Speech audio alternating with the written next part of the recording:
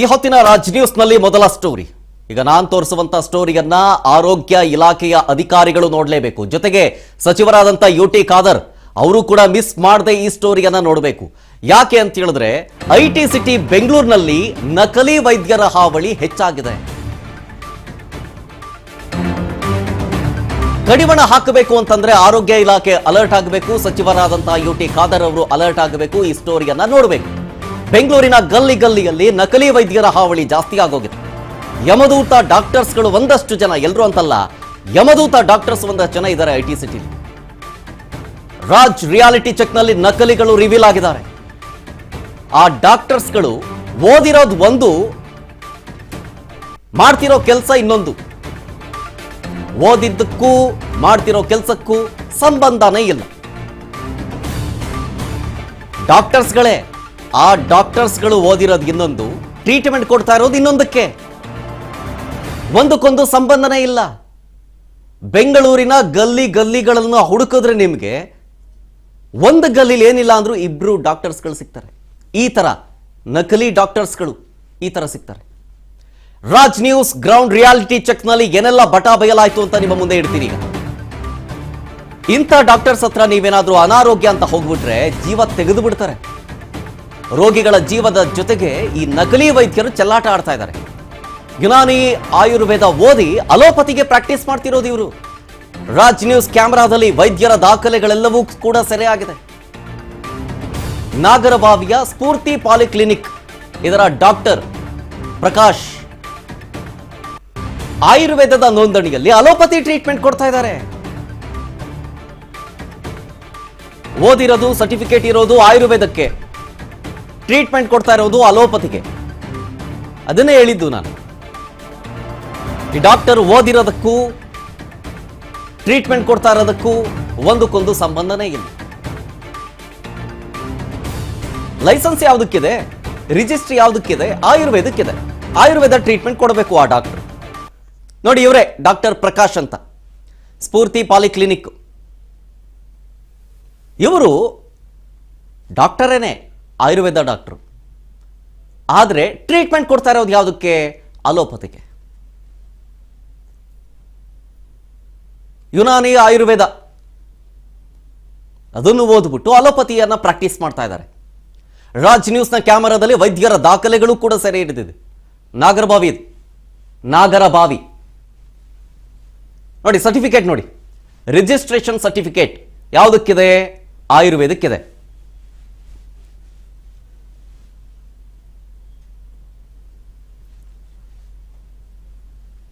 ನೋಡಿ, ಅಲ್ಲಿ with proof certificate ಇದೆ. ಕರ್ನಾಟಕ ಆಯುರ್ವೇದ ಮತ್ತು ಯುನಾನಿ ವೈದ್ಯರ ಮಂಡಳಿ ರಿಜಿಸ್ಟರ್ ಆಗಿರೋದು ವಿತ್ ಫೋಟೋ. ಯಾವುದಕ್ಕೆ? ಟ್ರೀಟ್ಮೆಂಟ್ ಕೊಡ್ತಾ ಇರೋದು ಇದಕ್ಕೆ, ಅಲೋಪತಿಗೆ. ಏನಾದರೂ ಹೆಚ್ಚು ಕಮ್ಮಿ ಆಗಿಬಿಟ್ರೆ ಜೀವದ ಜೊತೆ ಚೆಲ್ಲಾಟ ಆಡ್ತಾ ಇದ್ದಾರೆ ಇಂಥ ಡಾಕ್ಟರ್ಸ್ಗಳು. ಬೆಂಗಳೂರಿನಲ್ಲಿ ಹುಡುಕಿದ್ರೆ ಈ ರೀತಿಯಾಗಿ 100 ಜನ ಡಾಕ್ಟರ್ಸ್ಗಳು ಸಿಗ್ತಾರೆ. ಅಂದ್ರೆ ಯಾರು ಕೇಳಲ್ಲ ಅನ್ನೋದು ಬಂಡ ಧೈರ್ಯನ. ಆರೋಗ್ಯ ಇಲಾಖೆಯ ಅಧಿಕಾರಿಗಳು ಈ ಸ್ಟೋರಿಯನ್ನ ನೋಡಬೇಕು. ಸಚಿವರಾದಂಥ ಯುಟಿ ಖಾದರ್ ಅವರು ಕೂಡ ಈ ಸ್ಟೋರಿಯನ್ನ ನೋಡಬೇಕು. ಸ್ಟ್ರಿಕ್ಟ್ ಆಕ್ಷನ್ ತಗೊಳ್ಬೇಕು. ಜೊತೆಗೆ ಇಂತಹ ಲೈಸೆನ್ಸ್ ಹೊಂದಿರೋದು, ಟ್ರೀಟ್ಮೆಂಟ್ ಇನ್ನೊಂದು ಕೊಡ್ತಾ ಇರುವಂತಹ ಡಾಕ್ಟರ್ಸ್ಗಳಿಗೆ ಕಡಿವಾಣ ಹಾಕಬೇಕು. ಸ್ಟ್ರಿಕ್ಟ್ ಆಕ್ಷನ್ ತಗೊಳ್ಳಿಲ್ಲ ಅಂತಂತಂದ್ರೆ ನಾಳೆ ಏನಾದರೂ ಹೆಚ್ಚು ಕಮ್ಮಿ ಆದ್ಮೇಲೆ ಅಲ್ಲ ಬರೋದು. ಎಲ್ಲ ಹೆಚ್ಚು ಕಮ್ಮಿ ಆದ್ಮೇಲೆ ಕ್ರಮ ತಗೊಳ್ತೀವಿ ಅಥವಾ ಇನ್ನೊಂದು ಲೈಸೆನ್ಸ್ ಕ್ಯಾನ್ಸಲ್ ಮಾಡ್ತೀವಿ, ಅದಲ್ಲ. ಪ್ರಿಕಾಷನರಿ ಮೆಜರ್ಮೆಂಟ್ಸ್ ಅಂತಾರೆ ಅದಕ್ಕೆ. ಏನಾದರೂ ಆಗೋದಕ್ಕೂ ಮುಂಚೆನೆ ಅಲರ್ಟ್ ಆಗಿರಬೇಕು ಅಂತ, ನಿಮ್ಮನ್ನು ಅಲರ್ಟ್ ಮಾಡುವಂಥ ಕೆಲಸವನ್ನು ನಾವು ಮಾಡ್ತಾ ಇದ್ದೀವಿ. ಈಗ ಅನಾರೋಗ್ಯ ಅಂತ ಹೇಳಿ ಈ ಕ್ಲಿನಿಕ್ಗೆ ಬಂದುಬಿಟ್ರೆ, ಟ್ರೀಟ್ಮೆಂಟ್ ಕೊಡೋ ಟೈಮ್ನಲ್ಲಿ ಏನಾದರೂ ಎಡವಟ್ಟಾಗ್ಬಿಟ್ರೆ ಜೀವದ ಕಥೆ ಏನು? ಹಿಂಗೆ ಒಬ್ರು ಗುರುಮೂರ್ತಿ ಅಂತ ಅನಾರೋಗ್ಯ ಅಂತ ಹೇಳಿ ಇದೇ ಕ್ಲಿನಿಕ್ಗೆ ಬಂದಿದ್ರು. ಅನುಮಾನ ಬಂದು ಡಾಕ್ಟರ್ ಪ್ರಕಾಶ್ಗೆ ಗುರುಮೂರ್ತಿ ಅವರು ಪ್ರಶ್ನೆ ಕೇಳ್ತಾರೆ. ಪ್ರಕಾಶ್ ನಕಲಿ ಡಾಕ್ಟರ್ ಅಂತ ಗಂಭೀರ ಆರೋಪ ಮಾಡ್ತಾರೆ ಗುರುಮೂರ್ತಿ ಅವರು. ವೈದ್ಯರ ದಾಖಲೆ ಕೇಳಿದ ಮೇಲೆ ಗುರುಮೂರ್ತಿಗೆ ಬೆದರಿಕೆ ಹಾಕ್ತಾರೆ. ಬೆದರಿಕೆ ಕರೆ ಕೂಡ ಮಾಡ್ತಾರೆ ಅವ್ರಿಗೆ. ಪ್ರಕಾಶ್ ಬೆದರಿಕೆ ಹಾಕ್ತಿದ್ದಾರೆ ಅಂತ ಗುರುಮೂರ್ತಿ ಆರೋಪ ಮಾಡ್ತಿದ್ದಾರೆ. ಆಯುರ್ವೇದ ದಾಖಲೆ ಇಟ್ಕೊಂಡು ಅಲೋಪತಿ ಟ್ರೀಟ್ಮೆಂಟ್ ಕೊಡ್ತಿದ್ದಾರೆ ಇವರು ಅಂತ. ರೋಗಿಗಳ ಜೀವದ ಜೊತೆಗೆ ಚೆಲ್ಲಾಟ ಆಡ್ತಿದ್ದಾರೆ ಅನ್ನೋ ಆರೋಪವನ್ನ ಗುರುಮೂರ್ತಿ ಅವರು ಮಾಡ್ತಿದ್ದಾರೆ. ಇದೆಲ್ಲವೂ ಕೂಡ ಗೊತ್ತಾಗಿದ್ದು ಗುರುಮೂರ್ತಿ ಅವರು ಟ್ರೀಟ್ಮೆಂಟ್ಗೆ ಅಂತ ಹೇಳಿ ಅನಾರೋಗ್ಯ ಕಾರಣ ಟ್ರೀಟ್ಮೆಂಟ್ಗೆ ಅಂತ ಹೋದಾಗ ಗೊತ್ತಾಗಿದ್ದ ವಿಚಾರ. ನೋಡಿ ಇವರೇ ಡಾಕ್ಟರ್ ಪ್ರಕಾಶ್ ಅವರ ಸರ್ಟಿಫಿಕೇಟ್, ಅವ್ರು ಯಾವ ಡಾಕ್ಟ್ರು, ಏನು ಟ್ರೀಟ್ಮೆಂಟ್ ಕೊಡ್ತಿದ್ದಾರೆ ಎಲ್ಲವನ್ನು ನಿಮ್ಮ ಮುಂದೆ ಇಡ್ತಿದ್ದೀನಿ ನೋಡಿ. ಪ್ರಕಾಶ್ ಅಂತ ಆಯುರ್ವೇದ ಡಾಕ್ಟ್ರು ಟ್ರೀಟ್ಮೆಂಟ್ ಕೊಡ್ತಾ ಇರೋದು ಅಲೋಪತಿ. ಪ್ರಶ್ನೆ ಕೇಳಿದ್ರೆ ಹಾರಿಕೆ ಉತ್ತರ ಜೊತೆಗೆ ನೋಡಿ ಅಲ್ಲಿ ಆ ಡಾಕ್ಟ್ರೇ ತೋರಿಸ್ತಾ ಇದ್ದಾರೆ ನೋಡಿ ಸರ್ಟಿಫಿಕೇಟ್. ಆಯುರ್ವೇದಕ್ಕೆ ನೋಂದಣಿ ಆಗಿರೋದು, ಅಲೋಪತಿ ಟ್ರೀಟ್ಮೆಂಟ್ ಕೊಡ್ತಿರೋದಲ್ಲ. ಯಾಕೆ ಹೀಗೆ? ಗುರುಮೂರ್ತಿ ಅಂತ ಹೇಳಿ ಒಬ್ರು ಅನಾರೋಗ್ಯದ ಇತ್ತು ಅಂತೇಳಿ ಇದೇ ಕ್ಲಿನಿಕ್ಗೆ ಬಂದಾಗ ಅವ್ರಿಗೆ ಡೌಟ್ ಬರುತ್ತೆ. ಇದೇ ಡಾಕ್ಟರ್ ಪ್ರಕಾಶ್ಗೆ ಪ್ರಶ್ನೆ ಕೇಳ್ತಾರೆ, ಅದಕ್ಕೆ ಹಾರಿಕೆ ಉತ್ತರ ಕೊಟ್ಬಿಟ್ಟು ಬೆದರಿಕೆ ಹೊಡ್ತಾರೆ. ಹೋದ ಮೇಲೆ ಬೆದರಿಕೆ ಕರೆ ಕೂಡ ಕೊಡ್ತಿದ್ದಾರಂತೆ ಪ್ರಕಾಶ್ ಡಾಕ್ಟರ್. ಈಗ ಗುರುಮೂರ್ತಿ ಅವರು ಗಂಭೀರ ಆರೋಪ ಮಾಡ್ತಿದ್ದಾರೆ, ಈ ಡಾಕ್ಟರ್ ಪ್ರಕಾಶ್ ನನಗೆ ಹೆದರಿಸ್ತಿದ್ದಾರೆ ಈಗ ಅಂತ. ನೋಡಿ, ಇದು KPME ರಿಜಿಸ್ಟ್ರೇಷನ್ಸ್ ನೋಡ್ಕೊಳ್ಳಿ. KPMC ರಿಜಿಸ್ಟರ್ ಆಗಿದ್ರೆ ಸರ್ ಅದು? ಹಾಂ, ಆಗಿದೆ. ಇದು ಹಾಂ, ಇದು KPME ರಿಜಿಸ್ಟ್ರೇಷನ್. ಇನ್ನ ಒಂದು ನಮಗೆ ಈ ಒಂದು ವೈದ್ಯರಿಂದ ತೊಂದರೆ ಆಗ್ತಿದೆ ಅಂತ ದೂರು ಕೊಟ್ಟಂತಹ ದೂರುದಾರರು ಕೂಡ ನಮ್ಮ ಜೊತೆ ಇದ್ದಾರೆ. ಬನ್ನಿ ಅವರು ಏನನ್ನ ಹೇಳ್ತಾರೆ ಕೇಳ್ತಾ ಹೋಗೋಣ. ಸರ್, ನಿಮ್ಮ ಹೆಸರೇನು ಸರ್? ಮೇಡಮ್, ನನ್ನ ಹೆಸರು ಗುರುಮೂರ್ತಿ ಅಂತ ಹೇಳ್ಬಿಟ್ಟು. ಗುರುಮೂರ್ತಿ ಅವರೇ, ನಿಮಗೆ ಇವರು ನಕಲಿ ವೈದ್ಯರು ಅಂತ ಯಾವ ಆಧಾರದ ಮೇಲೆ ಹೇಳ್ತೀರಾ? ಮೇಡಮ್, ಮೊನ್ನೆ ನಾನು ಒಂದು ವಾರ ಹಿಂದ್ಗಡೆ ನಾನು ಇವ್ರ ಹತ್ರ ಹಾಸ್ಪಿಟ್ಲಿಗೆ ಬಂದೆ. ಸ್ವಲ್ಪ ನಂಗೆ ಜ್ವರ ಇದೆ ಅಂತ ಬಂದಾಗ ಇವರು ಒಂದು ಮೆಡಿಸಿನ್ ಕೊಟ್ಟರು. ನನಗೆ ಒಂದು ಮೆಡಿಸಿನ್ ಕೊಟ್ಟಾಗ ತಗೊಂಡಾಗ ಇಲ್ಲೆಲ್ಲ ಫುಲ್ ಅಲರ್ಜಿ ಆಗ್ಬಿಡ್ತು, ಮಗ ಎಲ್ಲ ಊದ್ಕೊಂಡ್ಬಿಟ್ಟಿತ್ತು. ನಾನು ಒಂದು ವಾರ ಬಿಟ್ಕೊಂಡ್ಬಂದೆ. ಸರ್, ಏನು ಈ ಥರ ಮಾಡಿದ್ರ ಅಂತ ಕೇಳಿದ್ರೆ, ಸರ್ ನೀವು ನನ್ನ ಹತ್ರ ಬರಬೇಕಾಯ್ತು, ನಾನು ಫ್ರೀ ಟ್ರೀಟ್ಮೆಂಟ್ ಕೊಡ್ತಿದ್ದೆ, ಮತ್ತೆ ನಿಮಗೆ ವಾಪಸ್ಸು ಅಂತ ಹೇಳ್ತಿರು. ಮತ್ತೆ ನನಗೆ ಫ್ರೀ ಟ್ರೀಟ್ಮೆಂಟ್ ಯಾಕೆ ಕೊಡ್ತಾರೆ ಇವರು? ಮತ್ತೆ ನನಗೆ ಫ್ರೀ ಟ್ರೀಟ್ಮೆಂಟ್ ನನಗೆ ಅನುಮಾನ ಬಂದು ಏನು ಮಾಡಿದೆ, ಅವ್ರು ಡಾಕ್ಯುಮೆಂಟ್ಸಲ್ಲಿ ಚೆಕ್ ಮಾಡಿದಾಗ ಅವರು ಅಲೋಪತಿ ಡಾಕ್ಟ್ರು ಅಂತ ಮತ್ತೆ ಗೊತ್ತಾಯಿತು. ಆದರೆ MBBS ಸರ್ಟಿಫಿಕೇಟ್ ಹಾಕೊಂಡು ಅಲೋಪತಿ ಡಾಕ್ಟ್ರಿಗೆ ಕಾರ್ಯವೈಖರಿ ಮಾಡೋದಕ್ಕೆ ಇಲ್ಲಿ ಅನುಮತಿ ಇದೆಯಾ, ಸರ್ಕಾರದಿಂದ ಅನುಮತಿ ಇದೆಯಾ? ಮೊದಲೇ ನನ್ನ ಕ್ವಶನ್ನು. ಅನುಮತಿ ಇಲ್ಲ ಅಂತ ಹೇಳಿದ್ಮೇಲೆ ಇವರೆಲ್ಲ ಇಲ್ಲೇನು ನಿಂತಿದ್ದಾರೆ ಸಾರ್ವಜನಿಕರು, ಇವರೆಲ್ಲ ಅವ್ರ ಕಡೆಯವರು, ಇವರು ಗೂಂಡಾಗಿರಿ ವರ್ತನೆ ಮಾಡಿ ಕಂಪ್ಲೇಂಟ್ ಕೊಟ್ಟವ್ರ ವಿರುದ್ಧ ತನಿಖೆ ಮಾಡುವಂಥ ಆದೇಶ ಮಾಡ್ತಾ ಇದ್ದಾರೆ. ನಿಜವಾಗ್ಲೂ ಒಬ್ಬ ಡಾಕ್ಟ್ರ್ ಹಿಂದ್ಗಡೆ ಇಷ್ಟೊಂದು ಗೂಂಡಾಗಳಿದ್ದಾರೆ ಅಂತ ಹೇಳಿದ್ರೆ ಇವ್ರ ಬಗ್ಗೆ ನಾವು ತನಿಖೆ ಮಾಡಬೇಕಾಗುತ್ತೆ. ನನ್ನ ಬಗ್ಗೆ ಇಲ್ಲ, ನಾನು ಒಬ್ಬ ಸಿಂಗಲ್ ಆಗಿ ಬಂದಿರೋ, ನನಗಾಗಿರೋ ಅನುಭವ. ಅವ್ರು ಹೇಳ್ತಿರಲ್ಲ, ಇಂಥ 100 ಜನ ಯಾರೋ ಇದ್ದಾರೆ, ಅವರೆಲ್ಲ ಗ್ಯಾಂಗ್ ಕಟ್ಕೊಂಡು ದುಡ್ಡು ವಸೂಲಿ ಮಾಡ್ತಿದ್ದಾರೆ. ಅಂಥವ್ರು 100 ಜನ ಅಲ್ಲ, ಇಬ್ಬರನ್ನ ತೋರಿಸೇ ಕೇಳಿ, ನನಗೆ ಇಬ್ಬರನ್ನ ತೋರಿಸೇ ಕೇಳಿ ನಾನು ಅವ್ರಿಗೆ ಖುದ್ದಾಗಿ ನಾನು ಶರಣಾಗ್ತೀನಿ. ಇಲ್ಲ ಅಂತ ಹೇಳಿದ್ರೆ ನಾನು ನನ್ನ ತನಿಖೆನ ಬಿಡಲ್ಲ ಮೇಡಮ್. ನಾನು ನೋಡಿ ನಾನು ಆರೋಗ್ಯ ಸಚಿವರಿಗೂ ಮತ್ತು ಕರ್ನಾಟಕ ಐಟಮಿಷನ್ಗೂ ಕಂಪ್ಲೇಂಟ್ ಕೊಟ್ಟಿದ್ದೀನಿ. ಅವ್ರು ತನಿಖೆ ಮಾಡ್ತಾರೆ, ಆ ತನಿಖೆ ಮಾಡೋಕೆ ನಾನು ಕಾಯ್ತೀನಿ. ಇವ್ರ ಹೆಸರು ಮಾಯಣ ಅಂತ ಹೇಳ್ಬಿಟ್ಟು ಇವರೆಲ್ಲ ಗೂಂಡಾಗಿರಿ ಮಾಡೋಕ್ಕೆ ನನ್ನ ಜೊತೆ ಬಂದಿದ್ದಾರೆ. ನಾನು ಇವ್ರ ಥರ 4 ಜನ ಕರ್ಕೊಂಡ್ಬಂದಿಲ್ಲ, ನಾನು ಒಬ್ಬನೇ ಬಂದಿದ್ದು. ನನಗೆ ಆ ಥರ ಬಿಡ್ರಿ ನನಗೆ ಆ ಥರ ನಾನು ಒಬ್ಬನೇ ಬಂದಿರೋದು. ನನಗಾಗಿರೋದು ನೋವನ್ನ ನಾನು ಕೊಡ್ತಾ ಇದ್ದೀನಿ.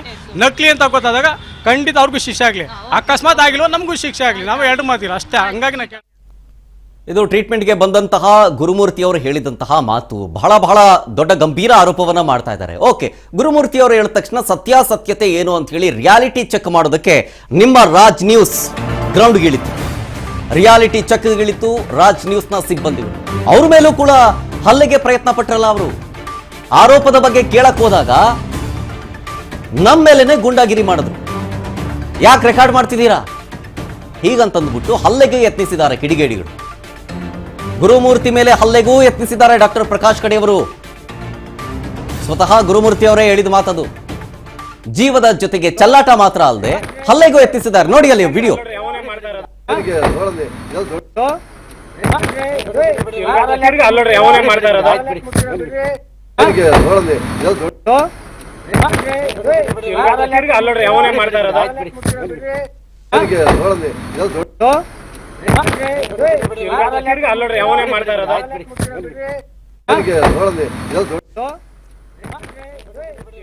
ಈಗ ಡಾಕ್ಟರ್ ಪ್ರಕಾಶ್ ಕಡೆಯವರಂತೆ ಇವರು ತಪ್ಪು ಮಾಡ್ತಿಲ್ಲ ಅಂತಂದ್ಮೇಲೆ ಭಯ ಯಾಕೆ?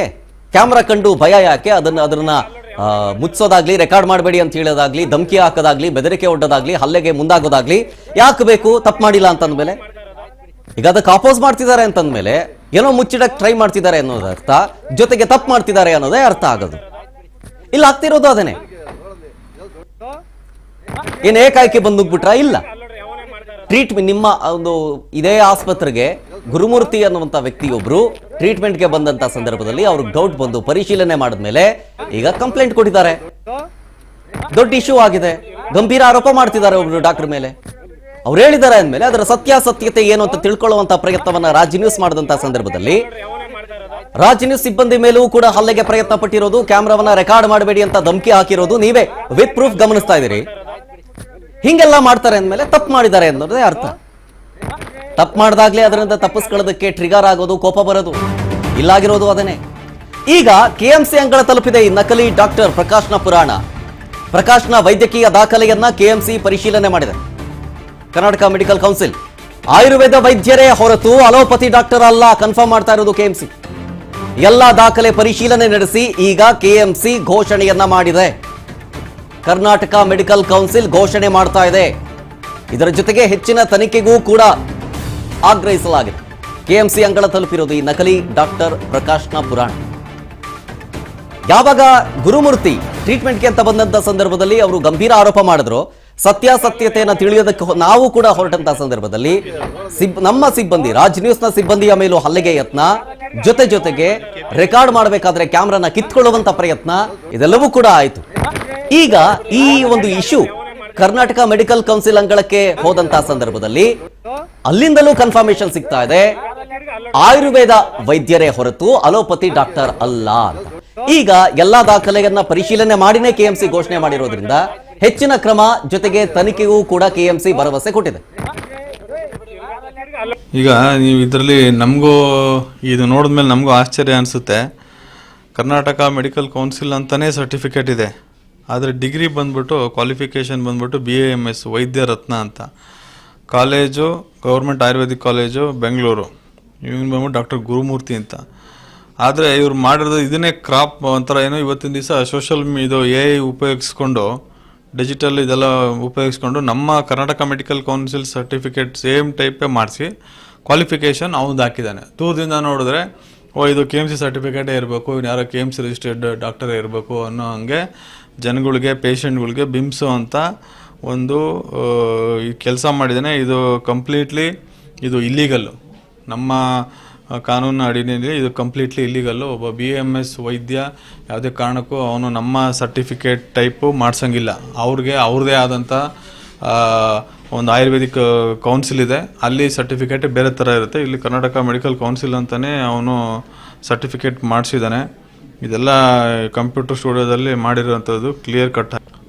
ಯಾವುದೇ ಕಾರಣಕ್ಕೂ ಹೋಮಿಯೋಪತಿಯವರಾಗಲಿ ಆಯುರ್ವೇದದವರಾಗಲಿ ಅವರು ಅಲೋಪತಿ ಪ್ರಾಕ್ಟೀಸ್ ಮಾಡೋ ಹಾಗೆ ಇಲ್ಲ. ನಮ್ಮ KMC ರಿಜಿಸ್ಟ್ರೇಷನ್, ನಮ್ಮ KMC act, Karnataka medical registration ಆ್ಯಕ್ಟಲ್ಲಿ ಏನಂತ ಹೇಳುತ್ತೆ ಅಂದರೆ, ಯಾರು ನಮ್ಮ ಕರ್ನಾಟಕ ಮೆಡಿಕಲ್ ಕೌನ್ಸಿಲ್ ರಿಜಿಸ್ಟರ್ ಆಗಿರ್ತಾರೋ ಅಂಥವ್ರು ಮಾತ್ರ ಅಲೋಪತಿ ಪ್ರಾಕ್ಟೀಸ್ ಮಾಡ್ಬೋದು.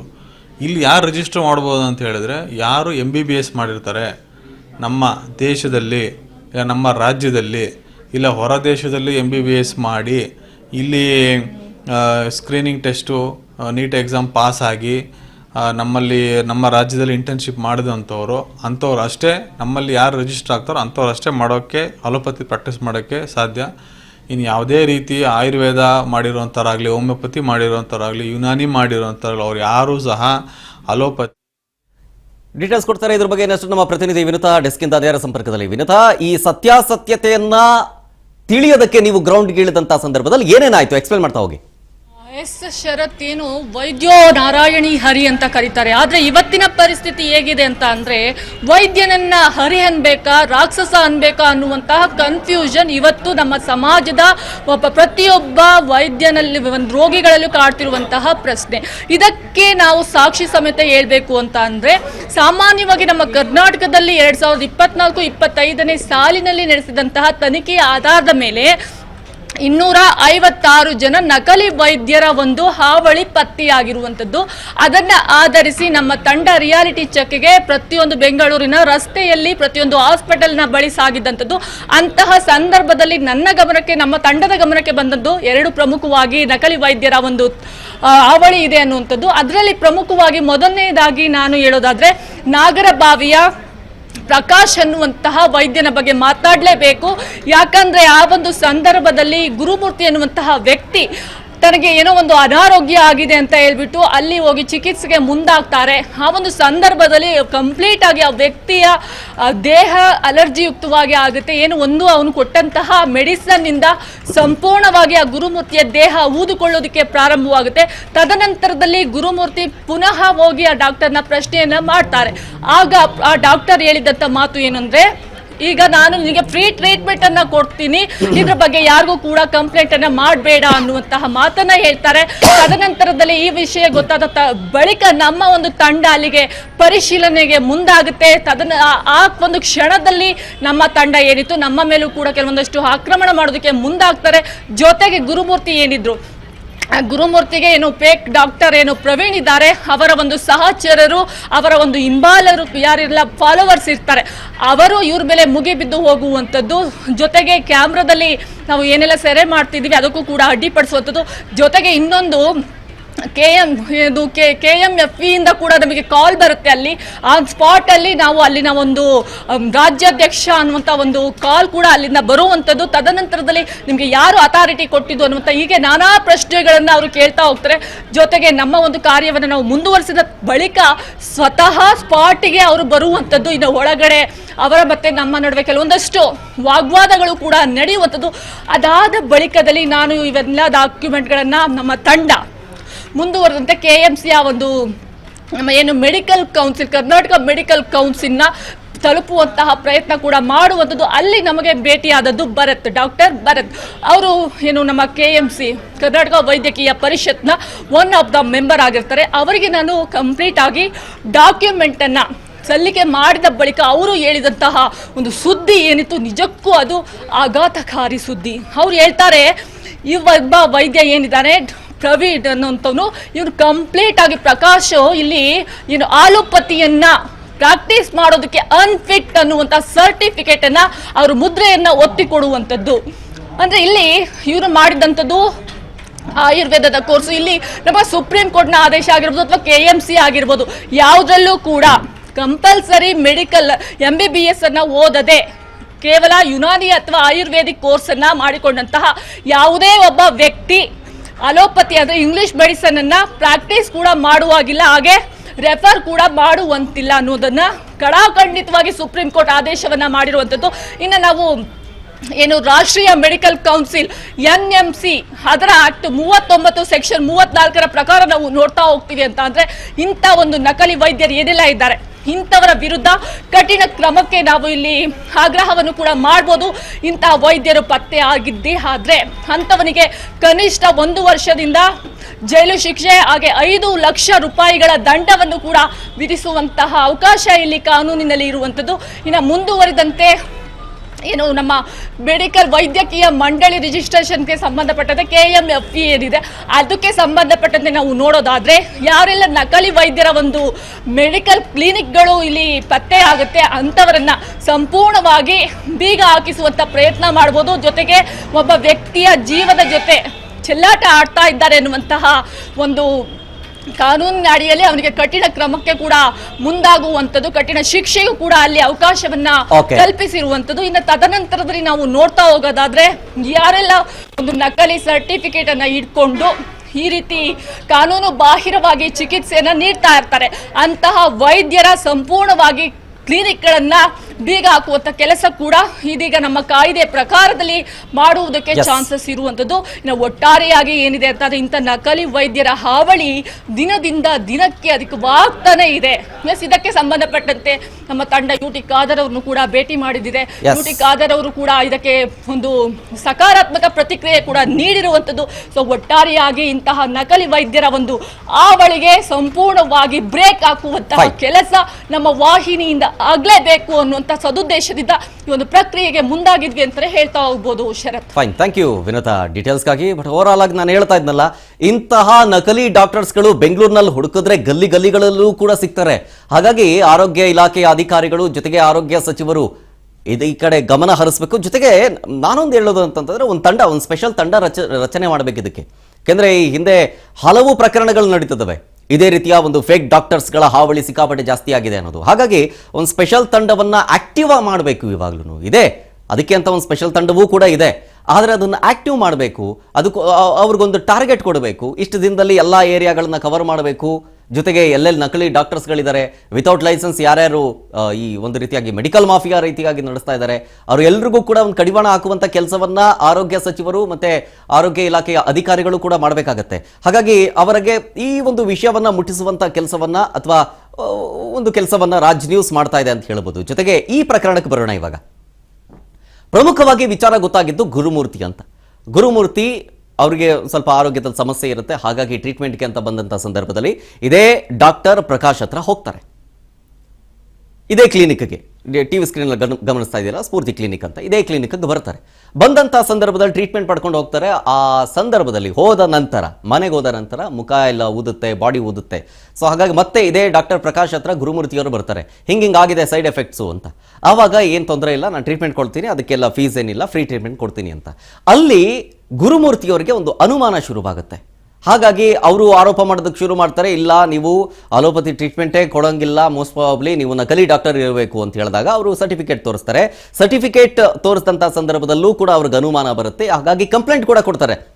ಕಂಪ್ಲೇಂಟ್ ಕೊಟ್ಟಂತ ಸಂದರ್ಭದಲ್ಲಿ ಅದೇ ಆ ಮೂಮೆಂಟಲ್ಲಿ ರಾಜ್ ನ್ಯೂಸ್ಗೆ ಈ ವಿಚಾರ ಗೊತ್ತಾದಾಗ ಅದೇ ಸ್ಪಾಟ್ಗೆ ಹೋಗ್ತಾರೆ, ಅದೇ ಕ್ಲಿನಿಕ್ಸ್ ಮುಂದೆ ಹೋಗ್ತಾರೆ. ಅಲ್ಲಿ ಗುರುಮೂರ್ತಿ ಅವರು ಕೂಡ ಒಂದಷ್ಟು ಆರೋಪ ಮಾಡ್ತಾರೆ. ಏನಂತ, ಇಲ್ಲಿ ಡಾಕ್ಟರ್ ಪ್ರಕಾಶ್ ಕಡೆಯವರು 4-5 ಜನ ಇದ್ದಾರೆ, ತೊಂದರೆ ಇಲ್ಲ, ನಾನು ಯಾರಿಗೂ ಹೆದರೋದಿಲ್ಲ ಅಂತ.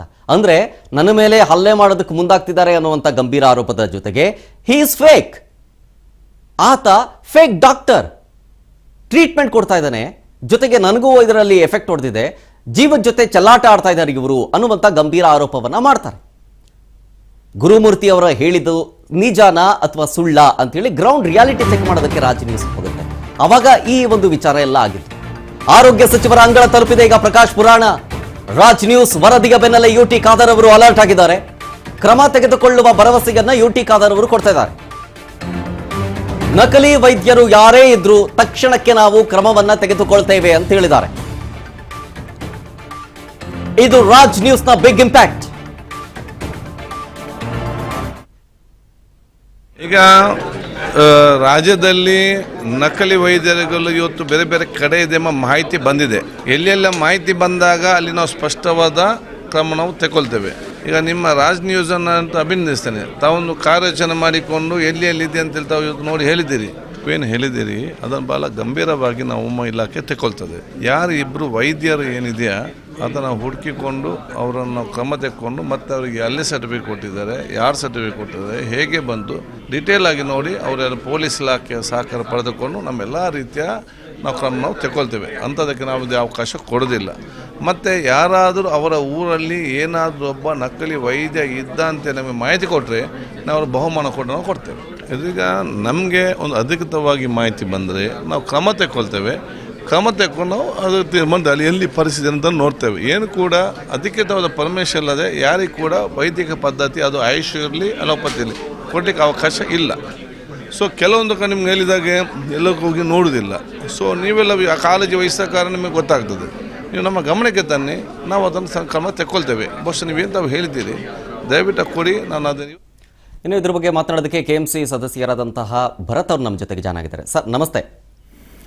ನಮಸ್ತೆ ಸರ್, ಲಾಸ್ಟ್ ಟೈಮ್ ಕೂಡ ಇದೇ ರೀತಿಯಾದಂತಹ ಒಂದೆರಡು ಪ್ರಕರಣಗಳು ನಿಮ್ಮ ಗಮನಕ್ಕೆ ಬಂದಿತ್ತು ರಾಜ್ ನ್ಯೂಸ್ ಕಡೆಯಿಂದಾಗಿ. ಅದೇ ರೀತಿಯಾಗಿ ಇದು ಕಂಟಿನ್ಯೂ ಆಗ್ತಾ ಇದೆ ಈಗಲೂ ಕೂಡ. ಸೊ ಹಾಗಾಗಿ ಕ್ರಮ ತೆಗೆದುಕೊಳ್ಬೇಕು, ಕಠಿಣ ಕ್ರಮ ತಗೊಳ್ಬೇಕು. ಜೊತೆಗೆ ಈ ರೀತಿಯಾಗಿ ಯಾರು ಫೇಕ್ ಡಾಕ್ಟರ್ಸ್ಗಳಿದಾರಲ್ಲ, ಎದುರುಕೊಂಡು ಈ ತರ ಕೆಲಸಗಳನ್ನು ಮಾಡ್ತಿದ್ರೆ ಬಾಗ್ಲು ಮುಚ್ಕೊಂಡು ಹೋಗ್ಬಿಡ್ಬೇಕು, ಆ ರೀತಿಯಾಗಿ ಎದುರಿಸಬೇಕು. ಒಂದು ಸ್ಪೆಷಲ್ ತಂಡವನ್ನು ರಚನೆ ಮಾಡಬೇಕು.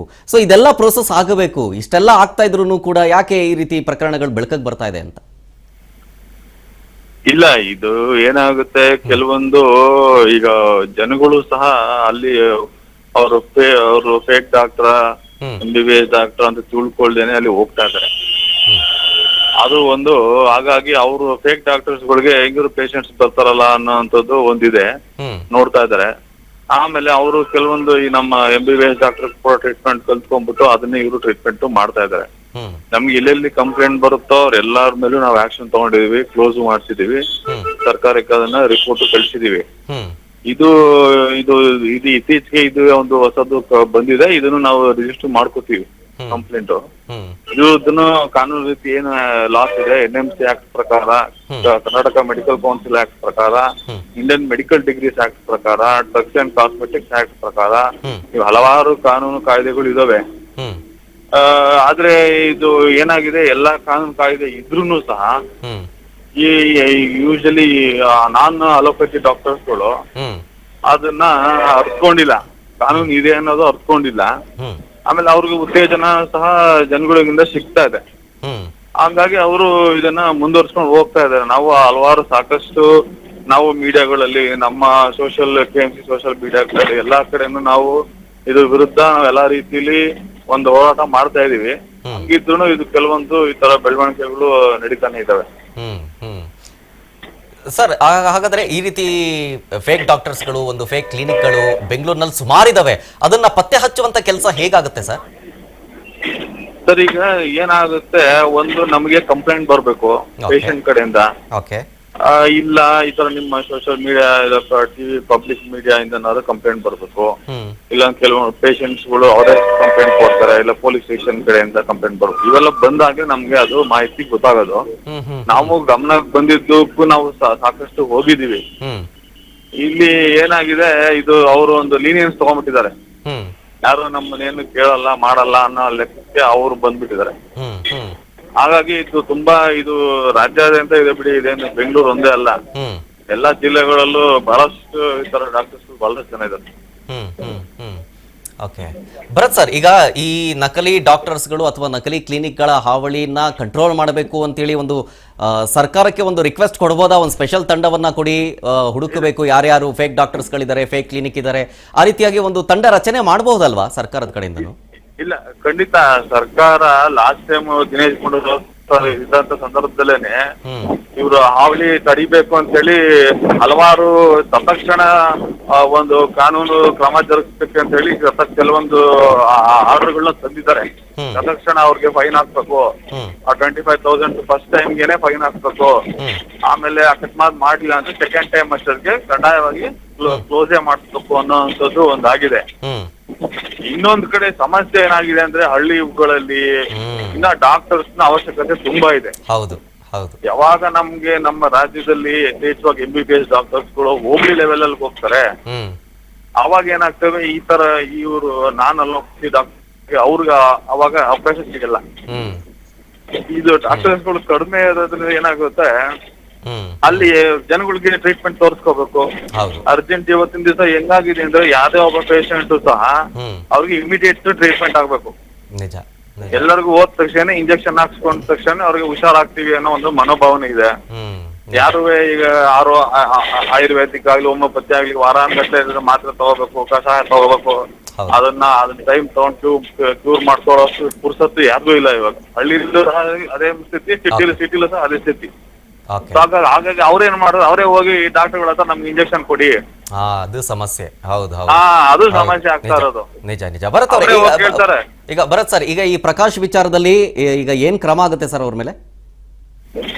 ಸರ್, ಈಗ ಅವ್ರ ಮೇಲೆ ನಮ್ಮಲ್ಲಿ ಹೇಳಿದ ಹಲವಾರು ಆಕ್ಟ್ಗಳಿದಾವೆ.